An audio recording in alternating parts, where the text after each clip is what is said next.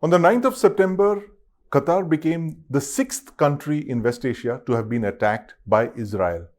Now, Israel, since the 7th of October 2023, has attacked several countries in and around its neighborhood, primarily for supporting Hamas.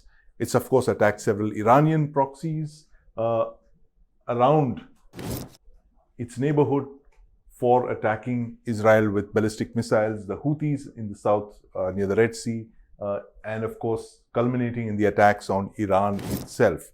But the attack on the 9th of September against Qatar has aroused global condemnation. Now, Qatar has convened a special session of the Arab Summit to condemn this attack. The United Nations Security Council has condemned the attack. India has also raised its concerns over it. And even the United States, one of Benjamin Netanyahu's closest allies, has expressed deep concern at this attack. Now, Israel has never been constrained by distance when it comes to carrying out its attack. It's got one of the most powerful air forces in the world, and it uses this air force to attack its enemies wherever they may be. These attacks range from the Houthis way down south to the Red Sea, over 2,000 kilometers away from Israel, to targets in Iran and now, of course, Qatar. But the interesting thing is that how did Israel actually carry out this attack on Qatar, which is, again, over 1,000 kilometers away?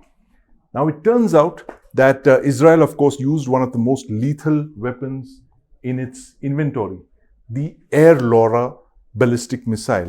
Now, this Air Laura is a very unique weapon system. Very few countries have similar systems. It is an air-launched ballistic missile.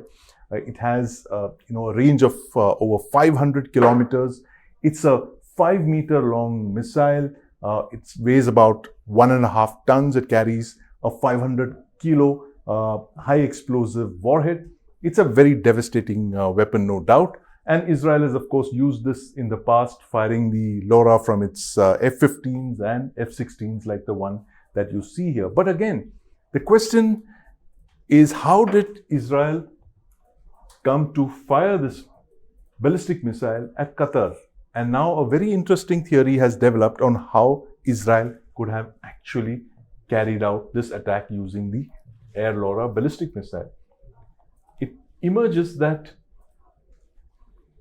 the Israeli Air Force flew its warplanes. It emerges that the Israeli Air Force flew its warplanes here to the North Red Sea, from where they fired the LoRa in a lofted trajectory like this over Saudi Arabian airspace. It exited the atmosphere, re-entered to finally strike at Doha, right here, where they believe to have killed something like 5 members of Hamas, the negotiating team of Hamas. Of course, the main negotiating team was not touched, but 5 members of Hamas were killed in this attack.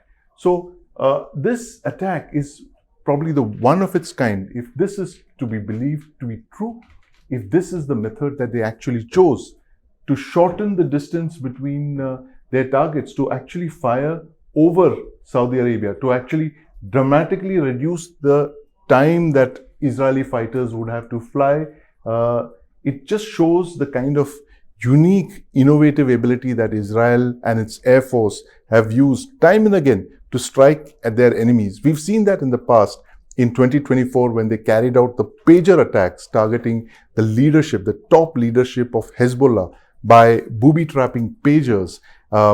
Literally thousands of top Hezbollah leaders were maimed, crippled, and even killed by those attacks. And now, once again, Israel has shown that with this kind of an attack, this very innovative use of an air-launched ballistic missile like the Air Laura, it has once again proved that its enemies are not safe wherever they may be, even in neutral territory like Qatar.